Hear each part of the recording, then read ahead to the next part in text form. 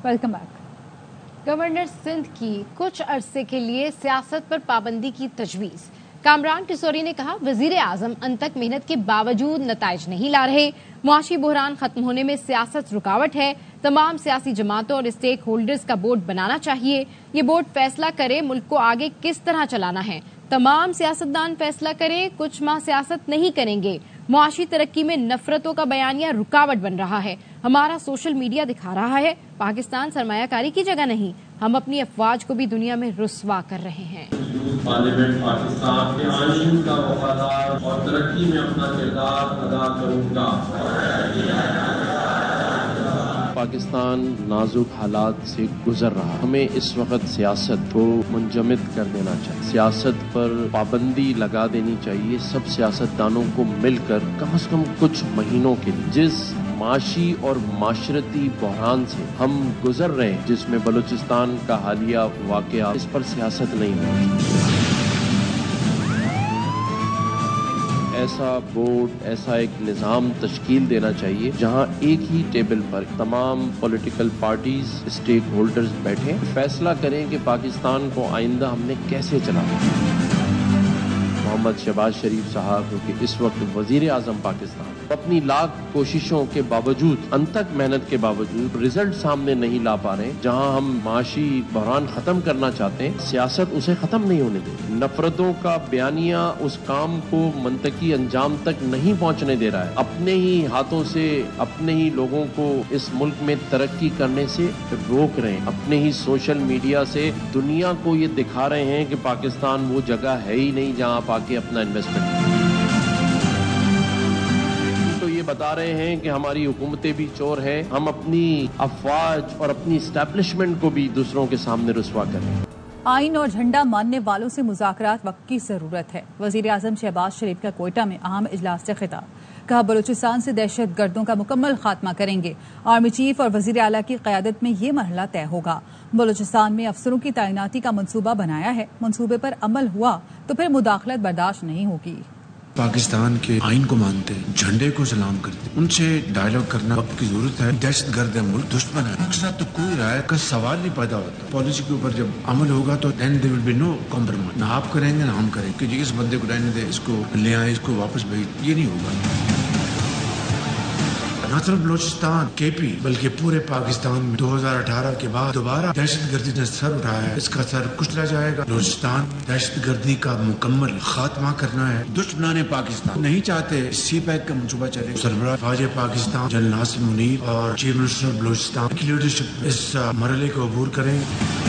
नून league के साबिक रहनुमा मोहम्मद जुबैर कहते हैं, नून लीग में दो राय शुरू से थी, मुजाहमती सियासत करनी है या मुफाहमती। नवाज शरीफ ने मुजाहमती सियासत अपनाई थी। शहबाज शरीफ को शुरू से जानता हूँ, वो टकराव की सियासत नहीं करते। हमें शहबाज शरीफ ने नहीं, नवाज शरीफ ने हैरान किया। नवाज शरीफ ने हमें मुजाहमती सियासत पर लगा दिया, खुद मुफाहमती सियासत पर चले गए। की सियासत बिल्कुल ऐसी थी, वो कहते थे टकराव की सियासत ना करें। मियां नवाज शरीफ टकराव की सियासत करने के लिए तैयार थे। मियां शहबाज शरीफ को तो मुझे समझने में कभी परेशानी नहीं हुई थी, ना बाद में मैं हैरान हुआ था। नवाज शरीफ के हवाले से मैं जरूर परेशान हुआ बाद में कि वो बात करते थे हमारे साथ कि जी हमें क्या कॉम्प्रोमाइज करना, क्यों करें हम कॉम्प्रोमाइज। शहबाज शरीफ साहब तो हमेशा कॉम्प्रोमाइज करने के लिए तैयार थे।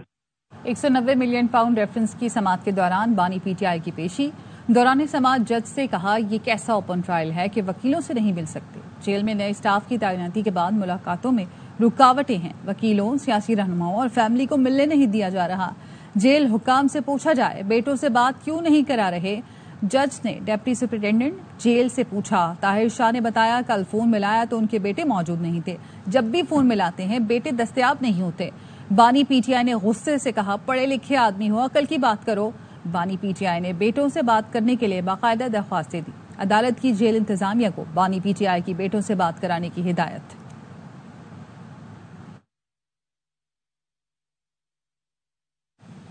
बानी पीटीआई के ऑक्सफोर्ड यूनिवर्सिटी चांसलर का उम्मीदवार बनने पर एहतजाज। नून लीग की कारकुन खुर्रम भट्ट ने यूनिवर्सिटी को पटिशन जमा करवा दी। ब्रितानवी अखबार डेली मेल के मुताबिक साबिक वजीर आजम के ऐलान के बाद यूनिवर्सिटी मुश्तिल मुजाहिरों की लपेट में आ गई है। बानी पीटीआई की बतौर चांसलर के उम्मीदवार नामजदगी ऑक्सफोर्ड यूनिवर्सिटी को गुस्से से भरपूर ईमेल्स मौसूल।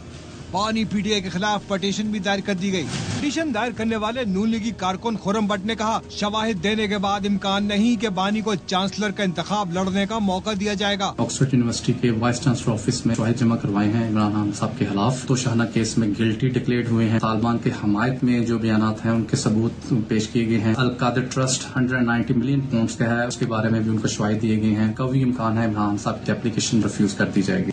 पटिशन में कहा गया, बानी पीटीआई का अवामी और जाती रिकॉर्ड परेशान कुन है, इसका बगौर जायजा लेना जरूरी है। उन्होंने अक्सर ऐसे ख्यालात के इजहार और इकदाम किए जो इंतहा पसंद गिरोह खासकर तालिबान से हम आहंग थे। वो माजी में तालिबान और उसामा बिन लादेन की हिमायत भी कर चुके हैं। बानी पीटीआई ने उसामा बिन लादेन को शहीद भी करार दिया था। पटिशन में कहा गया, बानी पीटीआई ने बारहा खवातीन के लिबास को अस्मत दरी के वाकयात की वजह करार दिया। अखबार के मुताबिक बानी पीटीआई की नामजदगी के मुखालफिन को भी सोशल मीडिया पर हरासा किया जा रहा है। पटिशन में कहा गया, ऑक्सफोर्ड यूनिवर्सिटी के इक़दार और बानी पीटीआई का किरदार एक दूसरे से मुतसादिम है, इसलिए यूनिवर्सिटी बानी की नामजदगी पर नजरसानी करे। वजीर आजम के मुशीर कानून बैरिस्टर अकील मलिक कहते हैं, बानी पीटीआई की हकीकत दुनिया के सामने आया हो गई है। डेली मेल के आर्टिकल में हकाइक सामने रखे गए हैं। पहले फरमाइशी आर्टिकल लिखवाकर पाकिस्तान के खिलाफ मनफी प्रोपेगेंडा किया गया। अब आलमी मीडिया चीख चीख कर बानी पीटीआई की हकीकत बता रही है। इनको जो लकब दिया गया है बैनुल अक़वामी मीडिया की तरफ से, disgraced x Pakistan prime minister Imran Khan. Disgraced वो है जो बेइज्जत हुआ हो, वो अपनी हरकत और सकनात की वजह से बदनाम हुआ हो। हुकूमत पाकिस्तान नहीं कह रही, इंटरनेशनल मीडिया चीख चीख के पूरी दुनिया को बता रहा है कि ये डिसग्रेस्ड इंसान है। कोशिश की जा रही है कि किसी तरह बानी पीटीआई को बचा लिया जाए। ये तो नहीं होने वाला।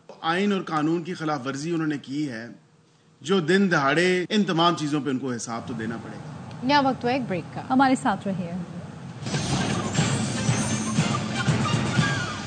Welcome back. सिंध हुकूमत ने होम सोलर मंसूबे का आगाज कर दिया। Chairman People's Party Bilawal Bhutto कहते हैं, हम मसाइल का मुस्तकिल हल चाहते हैं। वजीर आला सिंध जल्द वजीर आजम से मिलेंगे, उनका प्लान भी समझने की कोशिश करेंगे और अपना प्लान भी बताएंगे। विफाक साथ दे तो आवाम को ज्यादा रिलीफ दे सकते हैं। वो सस्टेनेबल सॉल्यूशंस चाहते हैं जिससे हम गरीब तरीन तबकात को टारगेट करके रिलीफ पहुंचा सकते हैं। सीएम सिंध ऑनलाइन या इन पर्सन हुकूमत के साथ मिलेंगे, उनका प्लान भी समझेंगे, हमारा प्लान भी उनको समझाएंगे।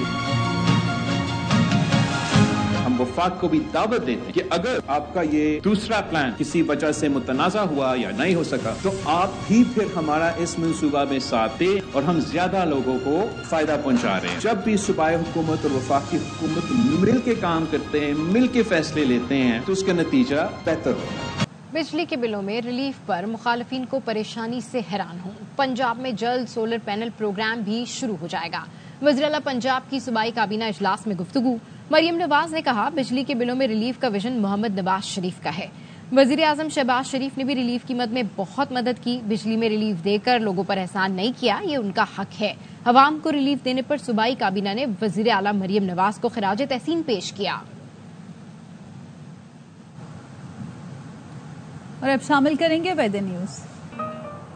सिंध में मानसून स्पेल ने तबाही मचा दी। हैदराबाद में 300 मिलीमीटर बारिश ने शहर डुबो दिया। मीरपुर खास में भी गटर उबल पड़े, गलियां तालाब बन गईं। बदीन में 4 दिन जारी बारिश से शहर डूब गया। 2 से 3 फुट पानी जमा हो गया। अमीशा सीम नाले में 30 फुट चौड़ा शिगाफ पड़ गया। दर्जनों देहात डूब गए। टंडोला यार में बारिश से दर्जनों मकान मुनहदिम हो गए। सिंध में तबाहकुन बारिश, कई शहर डूब गए, कच्चे मकानात गिर गए, फसलें तबाह हो गईं, कारोबारी मराकज बंद, बिजली का निजाम दरहम बरहम, पीने का पानी नायाब हो गया।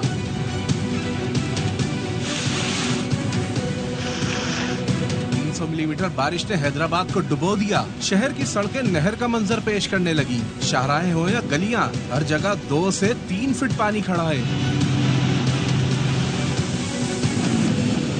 30 साल पहले ऐसी बारिश देखी थी। ऐसी बारिश हुई है कि यहाँ 12 रबीउल चौक से जफर लस्सी वाले तक पानी पानी भरा हुआ है, जैसे नहर है। पानी की नकासी नहीं है। मीरपुर खास में 147 मिलीमीटर बारिश से गलियां तालाब बन गईं, गटर उबल गए, सेवरेज का पानी घरों और दुकानों में दाखिल हो गया।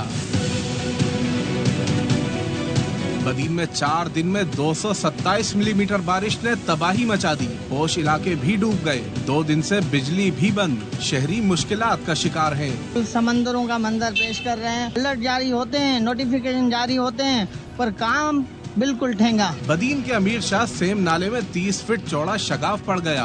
दर्जनों देहात डूब गए। टंडो मोहम्मद खान में छतें गिरने से 2 अफराद जख्मी हुए। नशेबी इलाके दरिया बन गए। अपील करते हैं वजीर आला मुराद अली शाह को, देख रहे हो आप क्या कंट्रोल में है। यहाँ गरीबी को हालत देखिए, किसी के पास चारपाई नहीं है, किसी के पास खेमा नहीं है, किसी के पास आटा नहीं है। क्या देखो सारे घर गिरे हुए हैं। सारी रात रानियाँ की कैसे निकले हैं, क्या सवारी नहीं थी, रुका पानी था, कैसे जावे अस्पताल में, कैसे जाए। हमारे पास कोई आया ही नहीं। आपकी मेहरबानी है जो कही है जो आपने की हुई। टंडोवाला यार में दर्जनों मकान मुनहदम होने से लोग झोपड़ियां बनाकर रहने पर मजबूर हैं। उमरकोट में 36 घंटे से जारी बारिश से दर्जनों कच्चे मकानात गिर गए। कपास और मिर्च की फसल बर्बाद हो गई। सजावल में सड़कों पर 3 से 4 फीट पानी जमा है। लोग घरों पर महसूर होकर रह गए। दरियाई सिंध में जामशोरों के मकाम पर दरमियानी दर्जे का सैलाब है। कच्चे के इलाकों में पानी दाखिल हो गया है। सांगढ़, ठट्टा और मटियारी में भी बारिश ने जल थल एक कर दिया है। कराची भी चांद की जमीन बन गया। 3 दिन की बारिश के बाद शहर की सड़कें तबाही का मंजर पेश करने लगी। शहर की कोई सड़क ऐसी नहीं जिस पर गड्ढे ना पड़े हों। टूटी फूटी सड़कें कराची वालों का इम्तिहान लेने लगी। जिंदगी में सबसे मुश्किल काम ये हो गया कि मॉडल से निकलना। यकीन मानिए रीढ़ की हड्डी में तकलीफ हो गई है। यहाँ पर बाइक के भी गलती होते। लगता है कि हम पाकिस्तानी नहीं है, यही पाकिस्तान का हिस्सा नहीं है। पाकिस्तान चांद पर तो नहीं पहुंचा, लेकिन कराची चांद की सरजमीन बन गया। 3 दिन की बारिश के बाद जगह जगह गहरे गड्ढे, टूटी फूटी सड़कें कराची वालों का इम्तिहान बन गयी।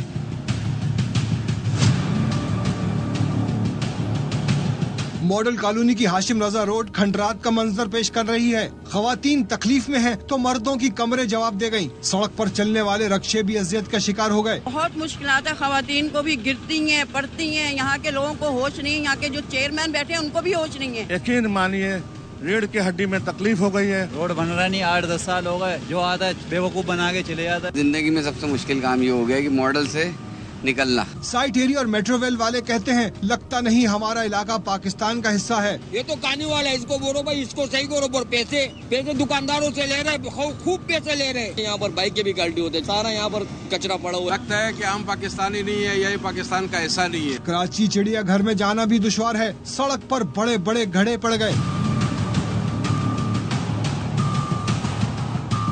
शहर का इंफ्रास्ट्रक्चर मुकम्मल तबाह हो गया। यूनिवर्सिटी रोड समेत अहम शाहराहें बारिश के पानी से बर्बाद हो चुकी हैं।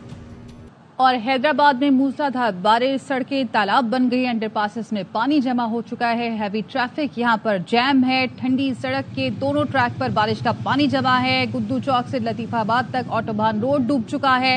फतेह चौक से पुरानी सब्जी मंडी तक हाली रोड भी पानी से भरा हुआ है। मुख्तलिफ सड़कों अंडरपासेस में गाड़ियां फंसी हुई है। मनाजिर भी आप देख रहे हैं, हैदराबाद के मनाजिर हैं जहां मूसलाधार बारिश हुई है और शहर की अहम शाहराहें तालाब बन चुकी है। अंडरपासेस में पानी जमा है।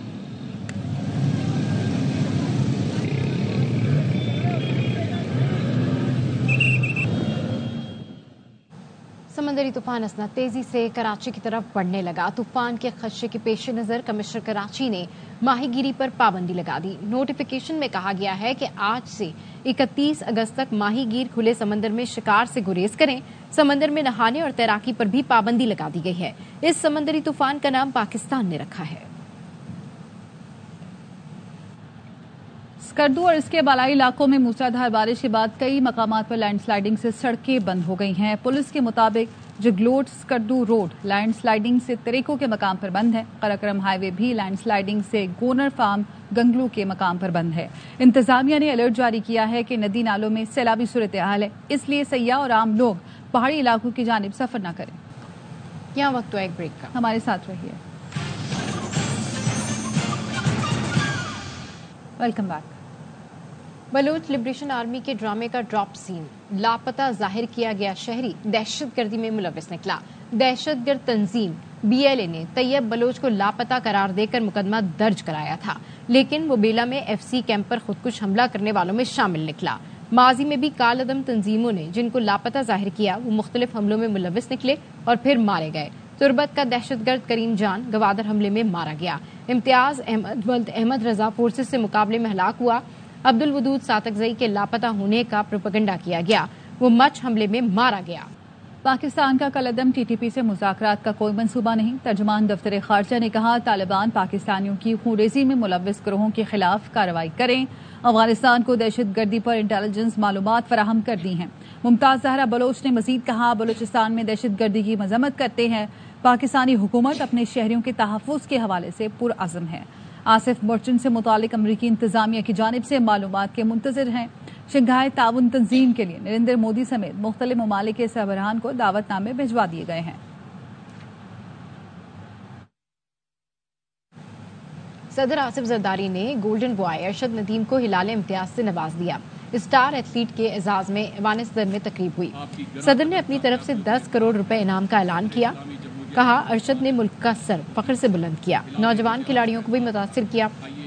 कौमी हीरो ने पेरिस में ओलंपिक रिकॉर्ड बनाकर पाकिस्तान के लिए 40 साल बाद तलाई तमगा जीता था।